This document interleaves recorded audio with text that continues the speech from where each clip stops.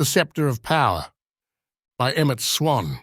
The land of Belgracia, the land of my people, is a normal nation with two important exceptions.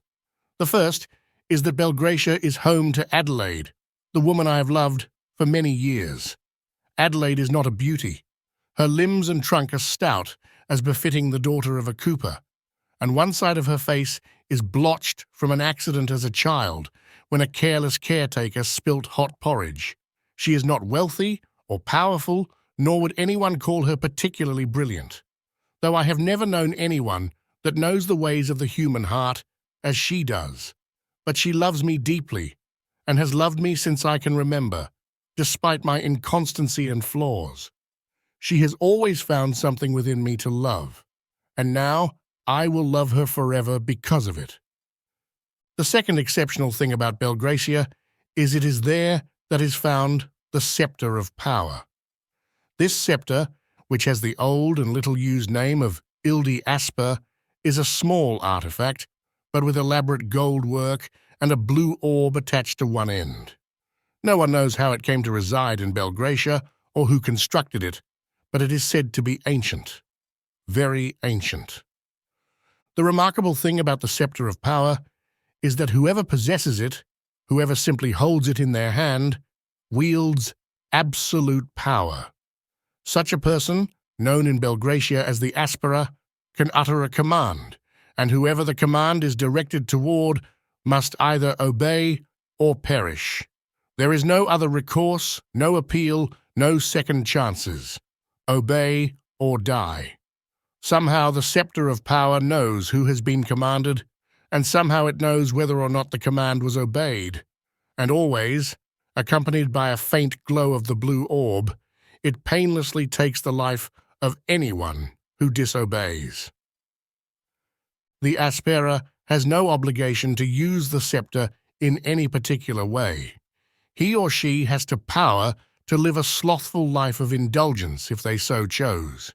It has been the good fortune of Belgracia, however, that over the centuries most of the Aspera have used their power to govern the land in a manner most benevolent to all. When one's power is absolute, one is not jealous of the power of another person or institution, nor can one design schemes to increase one's power, for it is already at a maximum. One does not have to persuade anyone that one's judgments are correct. Everyone must obey. Which has led to the trite observation, partial power corrupts, whereas absolute power cleanses. No one can deny, however, that having absolute power is an immense burden. A mistaken command can kill unjustly, and a miscalculated policy can deeply harm the nation one is attempting to benefit. So much is the burden that the last Aspera, a woman who held the position for 7 years, deserted her residence and fled into the dark of night, presumably taking the scepter with her. No indication of what happened to her or the scepter was ever disclosed. It was feared that the land of Belgracia has lost the Scepter of Power. But then, about a year later, it was found. Adelaide and I were in a copse of trees not far from my farm, scanning the forest floor in a search of spring mushrooms that had come up in last night's rain. I kicked aside a clump of forest debris and espied a glint of gold metal and a flash of blue. I picked up the object to examine it and gazed at the Scepter of Power. It was a bit dirty and had wet leaves stuck to it, but it was immediately recognizable. Adelaide breathed. My God, it's the Scepter of Power. I nodded solemnly. I believe you are right. Adelaide stopped staring at the scepter and turned her gaze toward me. You are holding the Ildi Asper. You are the Aspera. Her brow wrinkled with the weight of the revelation. You now have absolute power. I shook my head. I don't want this thing. I have to attend to my planting next week. Would you like to have it? I extended it to Adelaide. But she backed away in puzzled exasperation, showing me the palms of her hands. Too much responsibility. she cried. Don't give it to me. I scowled as I looked over the scepter, the spherical orb attached to its end, now glowing ever so slightly. I don't want the responsibility either. Maybe we could just put it back and cover it with leaves. No, we had better take it to someone who would know what to do with it. With no Aspera, no one is in charge. We don't want Belgracia to come unglued. I gazed at the scepter and nodded. I guess you are right. Let's take it to town. Maybe we can find one of the town elders and hand it to them. As we walked the road to town, a stroll of a couple of miles, I couldn't help but notice how good it felt to hold the scepter. It was well balanced, and the golden shaft felt slightly warm in my grip. About halfway on our journey, I stopped and looked at Adelaide, a smirk on my face. You know, you would have to do anything I say while I hold this. Please don't play, Relgo. That thing is very dangerous. It kills people. True, I replied, but only those people that don't do as commanded. Adelaide's eyes narrowed. If you command me to do something now, even out of fun, it will be under threat of death. It will be like holding a sharpened sword to my throat. Do you really want to do that? My smirk faded. Even back then I was greatly fond of Adelaide. She seemed to see something good in me, though the plot of land that I farmed was small with only a few domesticated animals in my pens. The last thing in the world I wanted to do to her was to compel her to act in accordance to my wishes under pain of death. I'm sorry, my dear Adelaide. I would not do that to you. Adelaide let out a breath. Thank you, Relgo. I thought you were going to do it for a moment there. I nodded. Well, it's not really play if you could die, is it? That's right, Relgo, so thank you. She waved me forward. Let's get the damn thing to town. The rest of our walk was quiet. I was very conscious of the scepter. It had a little heft to it, but not so much that it was difficult to carry. I had heard that previous Aspera had slept with it strapped to their body. Anybody who attempted to forcibly take the scepter would thus awaken the Aspera and be subject to their wrath. However, if it was simply laid aside during one's sleep, anyone could take it. I doubted that strapping the shaft to one's body would be very comfortable, but I could see that it had to be done. We soon reached the dusty streets of our little village. As we walked along, several individuals spotted what I was carrying. "It's the scepter of power," someone cried. Others gathered around us and began to follow.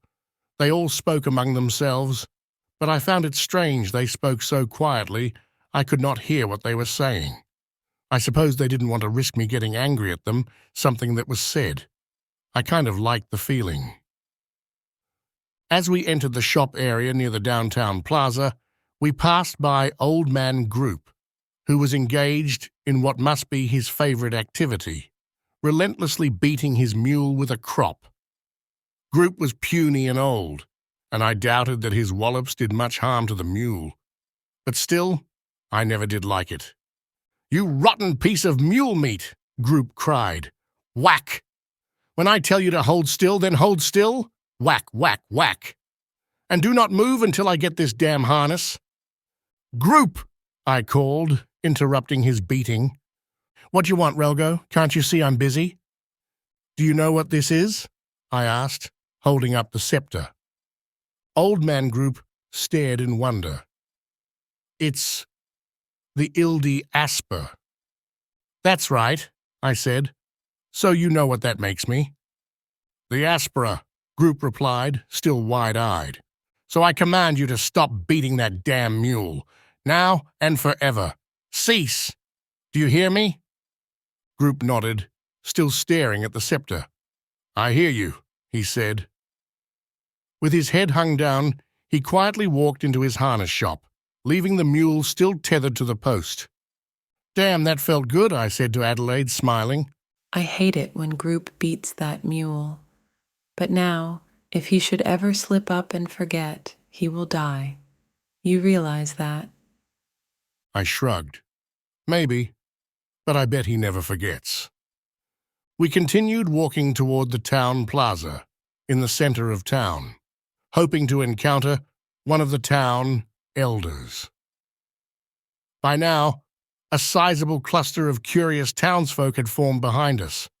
Still, no one dared to speak directly to me or ask how I found the scepter.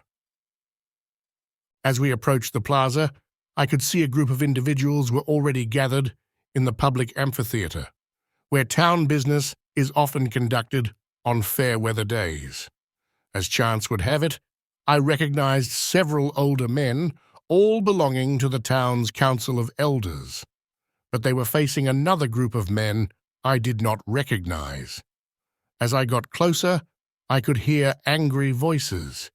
"It is not an unreasonable request," one of the unfamiliar men cried. "Our town has 4 times your population, which means 4 times as many mouths to feed. Even should we divert Long Creek, you still have Bacchus Branch, should be enough water." "Bacchus Branch," cried one of the town elders.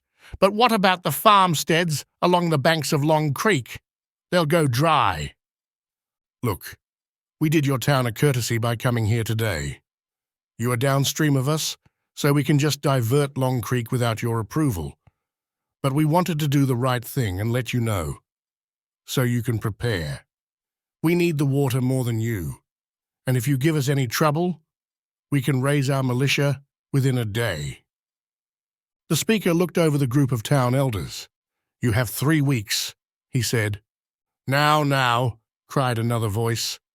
I recognized the voice of Tamclaw, the head of the Council of Elders, and from my perspective, the wisest of the group. "This is not the way the citizens of Belgracia settle matters, now is it? Your decision to divert Long Creek would impact all of us, so all of us should have a say in whether or not it should be done." "But there are more of us than there are of you," pointed out one of the men from the other town. "The size of your community should not," began Tamclaw. "Look at Relgo," called out one of the group that was following us, interrupting Tamclaw. "He is holding the scepter of power." All faces turned toward me. "Relgo," said Tamclaw. "Where did you get that?" We found it in the woods. It was just laying there, under the leaves. "Here, Tamclaw," I said. "You take it." I offered it to the old man, but he just stared at the scepter, wide-eyed. I could see that he was thinking it over. "No!" cried one of the men from the other town. "It would not be right. He is biased." Despite the gravity of the situation, I could see that the leaders assembled were distracted by the silly creek business. I decided I should settle that matter so that we could move on to the decision of who to give the scepter to. I held up the scepter. "Look," I said, "just hold off of diverting Long Creek for now, at least until we can all look over our options and figure out the best solution. We don't want anybody to go hungry, either in our town or yours." I looked over the group from the other town. "So you all have heard me?" I asked. "Do not divert the creek." The group of men from the other town all looked down at their shoes, but did not respond. "That's a reasonable stance," observed Tamclaw. "We will figure it out with all parties equally valued." "That's the idea," I said. "So now, who should I give this damn scepter to?" Tamclaw gave the scepter a long look. "Nobody here," he said finally. "We are all provincials. Better take it to the capital." "But what about you, Tamclaw? Why can't you take it?" "No, not me," he replied. "Let the folks in the capital decide." I frowned. "But that's a 3-day journey." "I'll take it," one of the men from the other village called. I glanced at the man and then looked fondly at the scepter.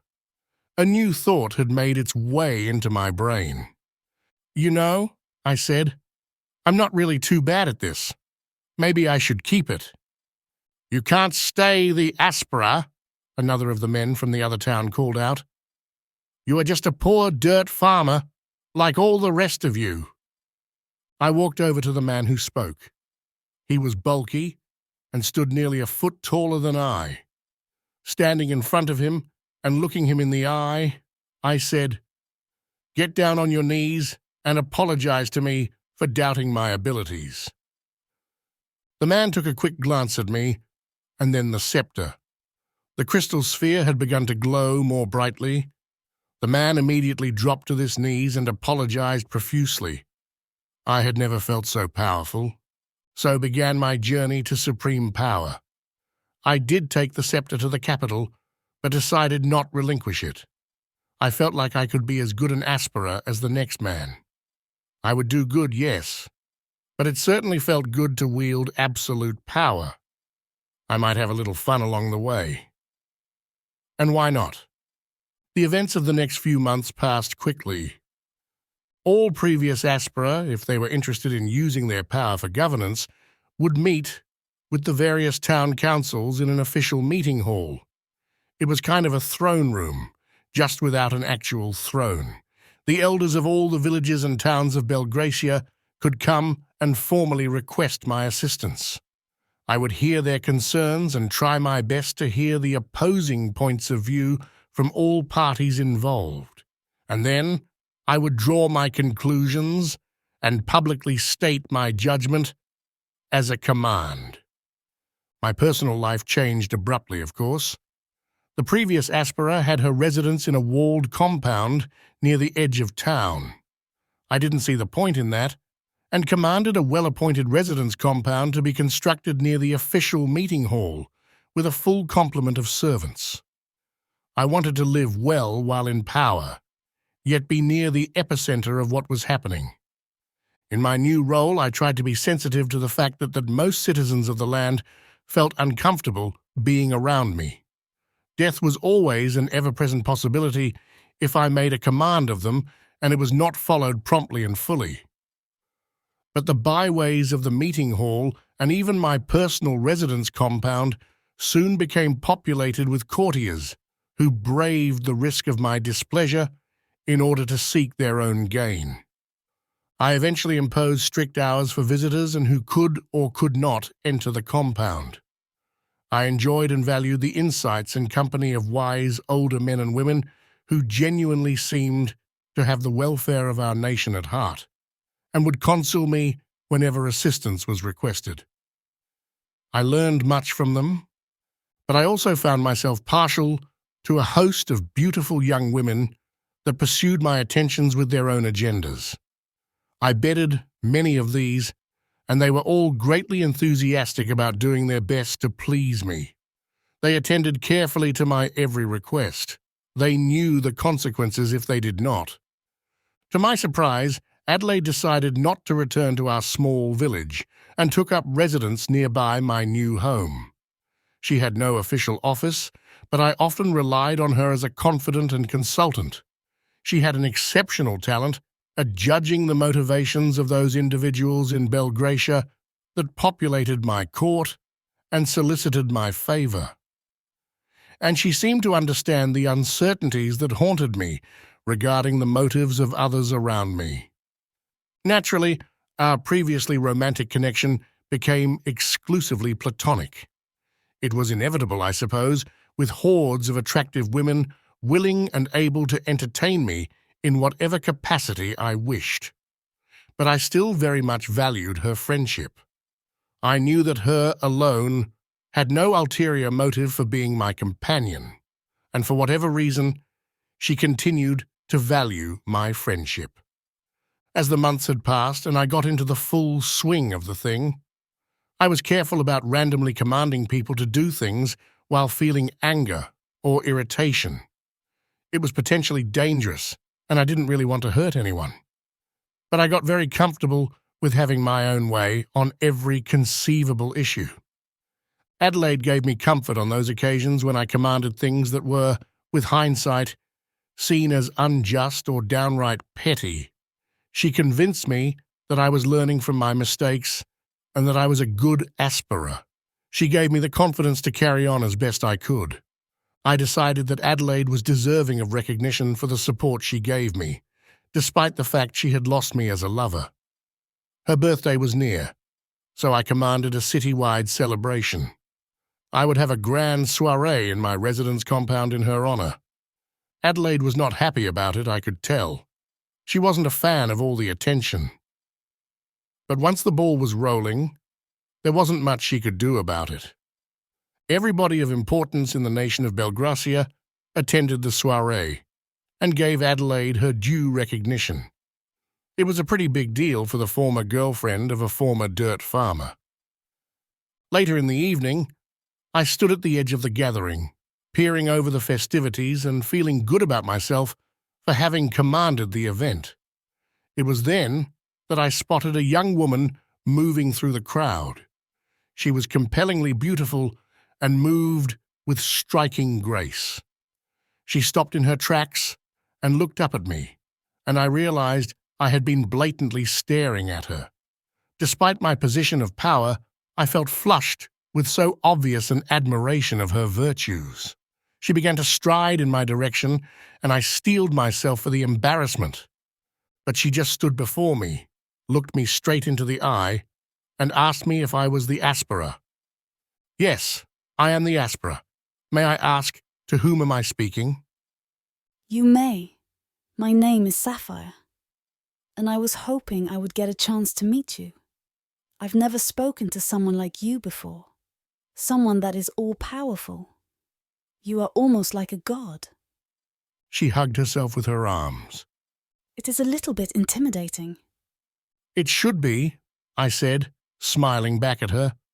I can command you to do anything I wish, and you will have to do it. I heard a squeal of delight. Please, command me to do something. I understand that if I do not do as commanded, I will have die immediately. So thrilling. Are you sure? This is a dangerous game. Sapphire merely shrugged. That's what I like about it. Okay, I said, enjoying the play. I command you to touch your nose with your finger. She did it immediately. Now, pick up your right foot and twist it back and forth 3 times. She immediately did as I asked, and then put her hands on her waist as she looked at me. I caught you staring at me just a moment ago. Do you like the way I look? Yes, I do, I said. You are very beautiful, young lady. Her eyes narrowed. You have ultimate power over me and find me beautiful. Yet you do not take advantage. Such a gentleman. I think that demonstrates your good character. Oh, I can have the devil in me too. I'm glad to hear it. Sapphire giggled, spun, and walked away. Before she had disappeared into the crowd, Adelaide, who had been standing nearby, came to my side and gave the beautiful woman a knowing assessment. She's even prettier than some of the other girls you have been consorting with lately. I'm sorry you couldn't keep her attention. I guess I'm not the charmer I thought I was. And she has a great physique, too. Yeah, I kind of noticed, but thanks so much for making me feel better. Well, I wanted to tell you I am enjoying my celebration. I have never had this much attention before. Quite the experience. I'm pleased that you are pleased, I said, eyeing the spot where Sapphire melted into the crowd. Feeling a bit of the devil, not to mention the flush of the wine, I held onto Adelaide's shoulder and stood up on a chair, directing my gaze to the musical ensemble in the corner. Musicians, I cried, I command you guys to play Frolic on the Dale, and I command everyone else in the room that is physically able to dance to the song. As the tune kicked in and the crowd began to sway to the rhythm, I maintained my position, standing on the chair, watched with evil glee as the entire room bobbed to the peppy tune. After a minute, I caught a glimpse of Sapphire's form dancing on the far edge of the room. I watched in fascination as her well-proportioned body moved to the music. She glanced in my direction more than once and smiled. Despite that promising beginning, I did not have any further opportunity to speak with Sapphire again that evening. But the next morning, as I was breaking my soft-boiled egg, my butler came into the breakfast room. "A young lady to see you," he announced. She gave the name Sapphire. I was barely awake and somewhat hungover from the previous night's festivities, but I perked up immediately. "Please show her in." Virtually aglow with youthful beauty, she walked into the room, put her hands on her waist, and looked down at me at my breakfast table. I was about to stand up, but she motioned me back down. I complied. My, don't you look ravishing this morning?" I said. "And what do I owe the honor of this visit?" I am here because, well, I saw a mischievous smile grow on her face. I think you should command me to do more things. I nodded, inwardly delighted. "Okay, I command you to sit down and have breakfast with me." Sapphire promptly sat down in the chair opposite me and allowed herself to be served breakfast. I watched her delicate hands and her seductive mouth as she consumed her soft-boiled egg. I found myself burning with desire. After breakfast, there was very little said. We both knew why she had come that morning. We made our way to the bedroom, and I lost myself in hours of erotic bliss. She was everything a man could desire. She was beautiful, amazingly proportioned, and had perfect fair skin. And most importantly of all, she responded to my touch. It seemed that her desire and pleasure were a reaction to me, rather than simply acting in the way she was expected to. In all my life, I had never had such a sensual highlight. The next few weeks were equally special. We spent great amounts of time together, both in and out of the bedroom. We explored the hills and valleys of my estate. We took the horses from my stables on full gallops. We even climbed trees together. And at the end of all our daily activities, we would fall into each other's arms. My lust for her knew no bounds. I had met the love of my life. Of that, I was sure. At the end of one extended lovemaking session, sated and exhausted, I took a hot bath and sat on a bench in the compound's garden to cool down. Adelaide walked up and looked down at me. I smiled up at her. "Adelaide, my dear, what brings you slinking around the halls of my residential compound at this late hour?" I was hoping I would have a chance to chat with my old friend, though time alone with you has been difficult to acquire here lately. "I am sorry, my dear friend." I motioned with my thumb back toward my bedroom door. "Sapphire consumes my every moment." So it would seem. It is easy to see why you are taken by her. But I wonder if it is more than that. Would you say you actually love her? "Why so curious?" I asked. Just chatting with my old friend. "Yes, I would say I do." I nodded my head slowly. "In fact, I have no doubt of it. I love that woman."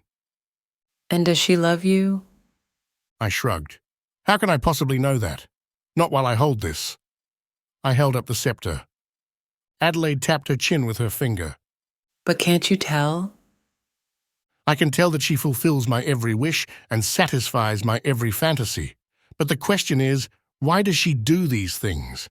How can I ever know her feelings are genuine?" I take your point, but it seems that she really does have feelings from you, at least from what I can tell. But I tell you what, I'll spend some time with her and talk to her about how she feels about you. And I will not let her know what I am up to. I can find out the truth. Sound good? And then I'll report back to you soon as I have my findings. It was no idle boast. Adelaide knew the human heart. "Okay, but please, please, please do not let her know what you're doing. Will you do that for me?" Relgo, you silly. Of course I will do that for you. The very next evening, after a day that was unusual because I had not spent the entirety of it with Sapphire, Adelaide came to me. She was flushed with excitement. Hello, Relgo. Glad I found you. Sapphire and I had lunch today, and we spent hours in the baths just talking about you. I hate to say this to my ex-boyfriend, but I can see how her company makes you happy. So I can say without reservation, from what she has revealed to me today, that she does in fact love you. I began pacing up and down the room. I hear what you say, but that Sapphire is a clever girl. How can I know for sure? She knows you, and I are friends, and perhaps she hides the truth from you. It could be that she just acts like she loves me only because she has to. No, I don't think so. And what benefit would there be for her to act like she adores you, when in fact she does not? I shrugged. All I'm saying is that it could be false. Think about it. How does a man know that a woman loves him? It's from the things she does, the way she kisses him, the way she pleases him, the way she caresses him as he rests in bed. But don't you see? All these things she has to do. I have total power over her. I know, Relgo. I realize the situation you are in, and maybe you can never know with absolute certainty. But does that really matter? If she goes through life always acting as if she loves you, wouldn't that be enough? No, I cried. I have to know that it is real. It matters to me. It matters to me so much. Adelaide scowled. Well, I could talk to her some more. Maybe I could bait her into revealing some ulterior motive. I shook my head. No, I don't think so. I still wouldn't be convinced. There is only one way I can know for sure. And I've been thinking about this. I have to give up the scepter of power. I have to give up the title of Aspera. Adelaide stared at me wide-eyed. Are you serious? You would really give up all that power? I wanted to know how Sapphire felt about me. Was just me enough for her love, even if I was not the most powerful man in the land? I had to know. I was so smitten by her, and to know if she really felt the same way about me. Yes, I would, I said. I really love her, and I can never have a normal life with her as long as I hold this. I held up the scepter. Surely you can see that. Well, you are taking a great gamble, but it is my belief that her feelings for you are genuine. I lightly banged my fist on my forehead. I'm going to do it. And soon. I just don't know who I'm going to give it to yet. I'm sure you'll give it to someone deserving. Just don't offer it to me. I still don't want it. Fully committed to giving up my power, I decided to surprise Sapphire with my gesture. I was essentially doing it for her, and I didn't want her to feel compelled to try to talk me out of it.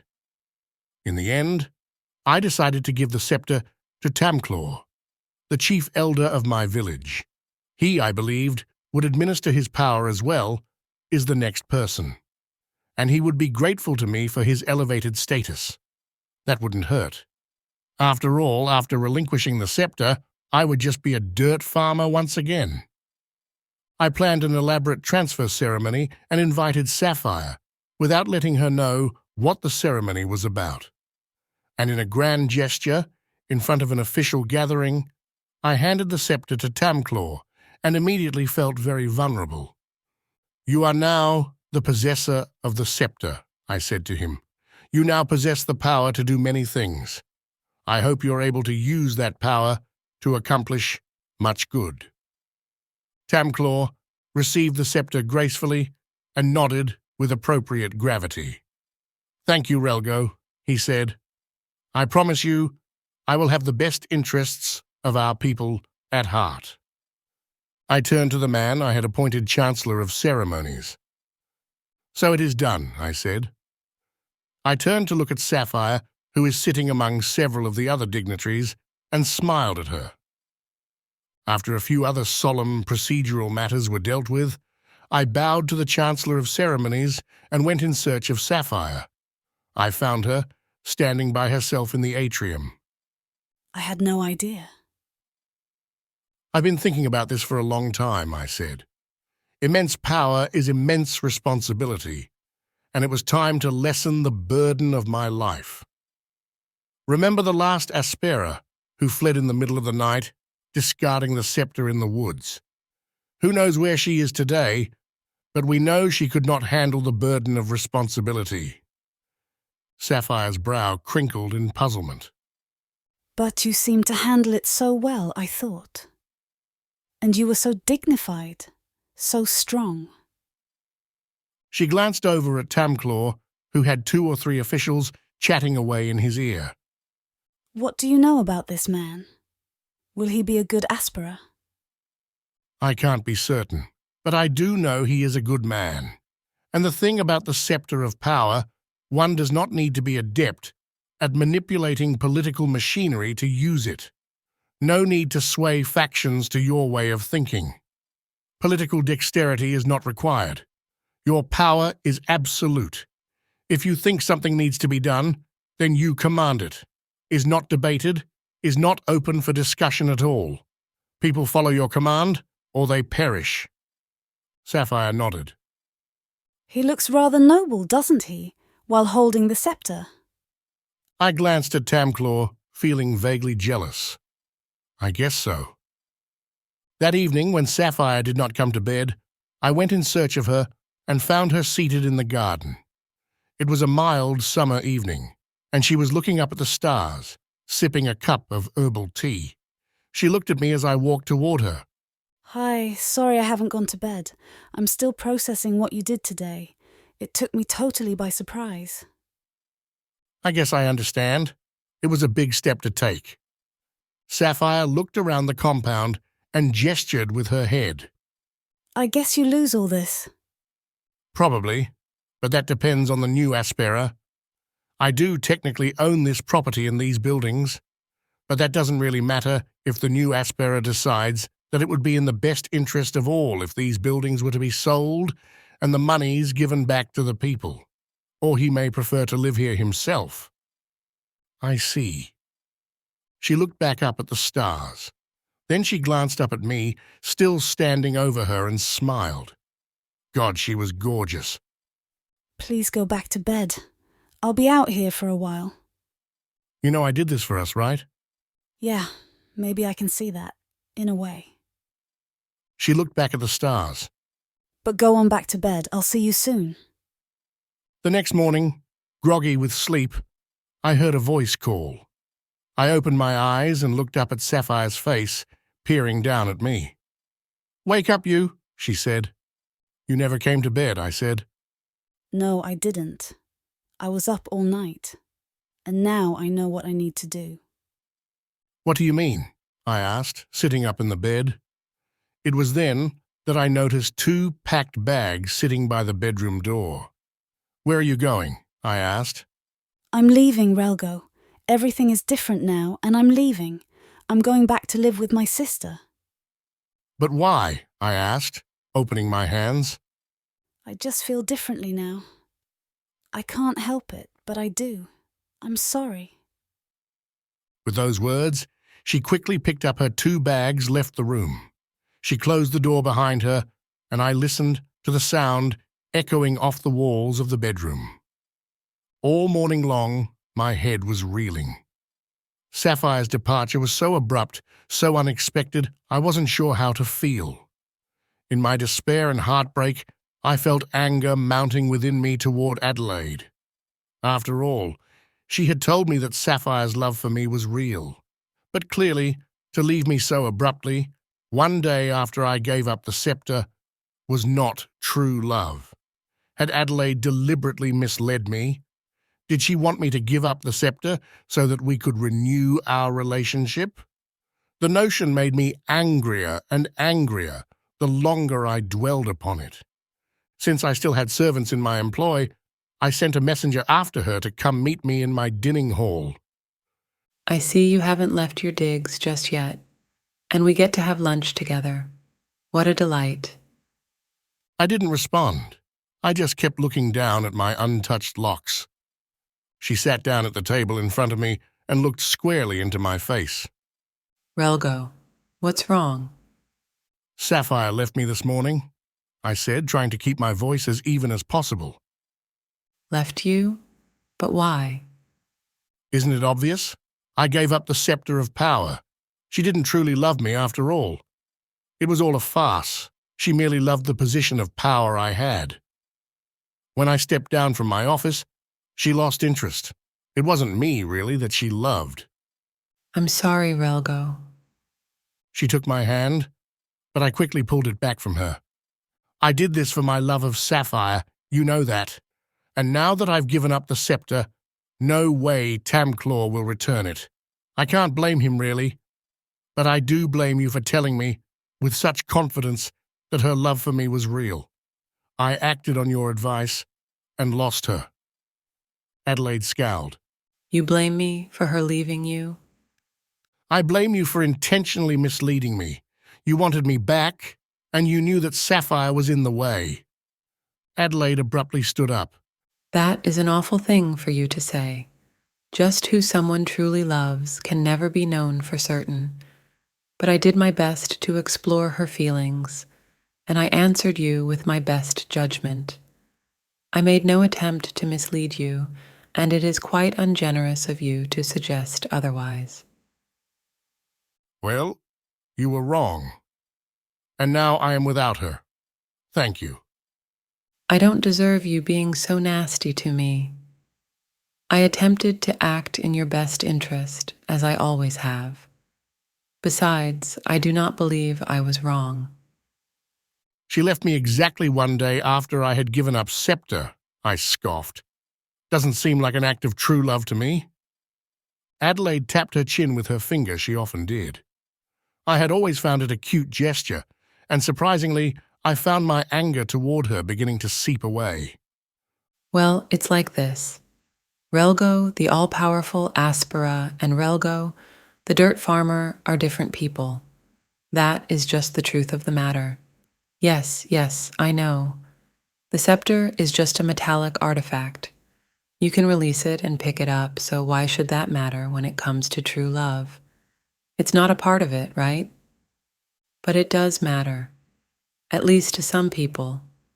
I've known you for years, and I know there are many things about you to love.